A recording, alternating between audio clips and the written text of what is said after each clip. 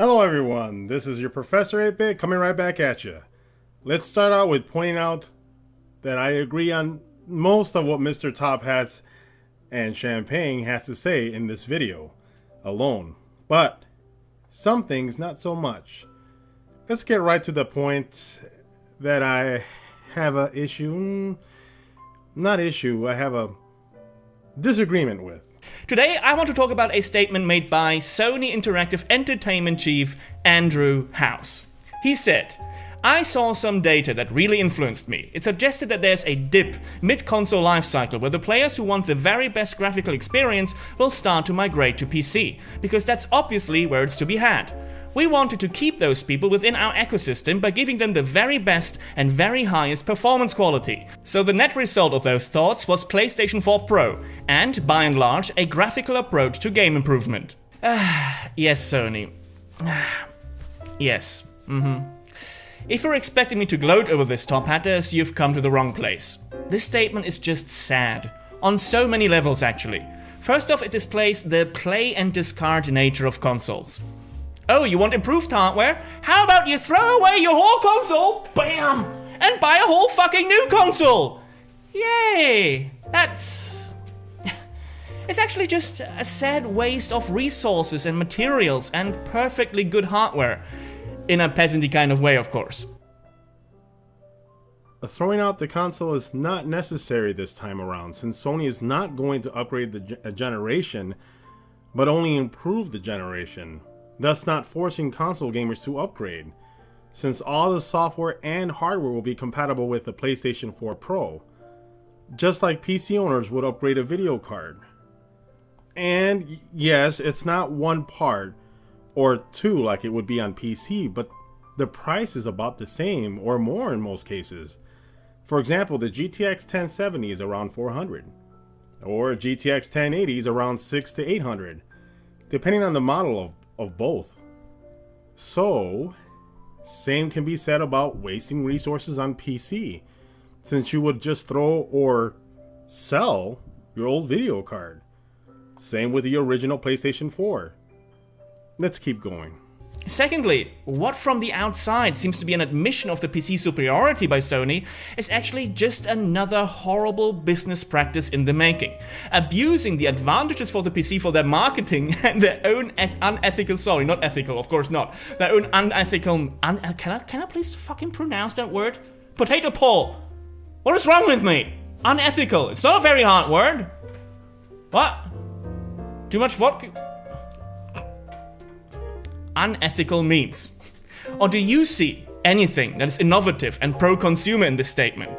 Sony and Microsoft, of course, with their Xbox Scorpio, have managed, or rather will manage, to basically double their income by introducing minor to moderate upgrades to their existing consoles as new whole consoles to their consumers. This is also a very hard word to pronounce.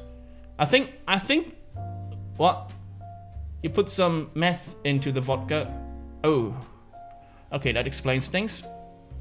Customers was the word I was searching for.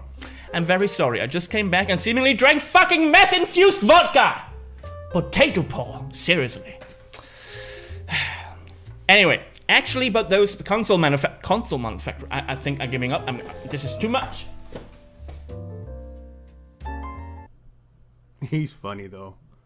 Okay, let's try this again. Everyone but the console manufacturers will get screwed over by this. Ooh yeah, I did it.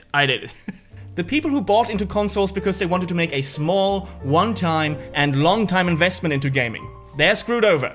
You want to play the newest games at the best of their capabilities? Buy a new console! But like I said before, they're not being forced to upgrade this time around, since it's not a new generation, but just an upgrade to hardware.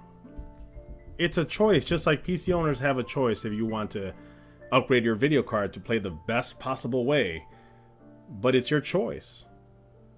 The people who bought consoles because they fell for console exclusives, or how I call them, console hostages, because let's be honest, exclusives are just another unethical way to create artificial demand for the locked-in console ecosystem to then extort money from customers. Yeah, those people? Also screwed over, since most of their exclusives come to the PC anyway. But hey, still, buy a new console for some reason. Now let's talk about your exclusive comment. And yes, I agree, it's a bad practice. But to say, and I quote you, since most of the exclusives come to PC anyways, this may be true for the Xbox, but Sony has been holding tight on their PlayStation 4 exclusives. And in order for them to stay relevant, it's needed. Still wrong, but it's business. And your comment is still false. For now. I mean, they have to buy a new console if they want to play them. Their exclusives. Exclusives? I really hate that word, by the way. It is a word invented by console peasants. It's really a horrible word. Anyway, if they want to play them at a level remotely comparable to a PC, they're gonna have to buy this new console. But they don't have to. And PC gamers? Well, we're also screwed over, of course, because when Sony says, by and large, a graphical approach to game improvement, we can rest assured that what we find lacking in console games, depth, complexity, genre variety, input device optimization amongst others, will not be addressed. In the end, it will always be a race for, oh look at those shiny graphics in that third-person action-adventure with stealth elements game, because that's what it boils down to every time. The new generation of consoles will address none of the problems that consoles introduced to the gaming industry. If anything, this announcement, or rather the current trend in consoles, is another symptom, rather than any sort of solution.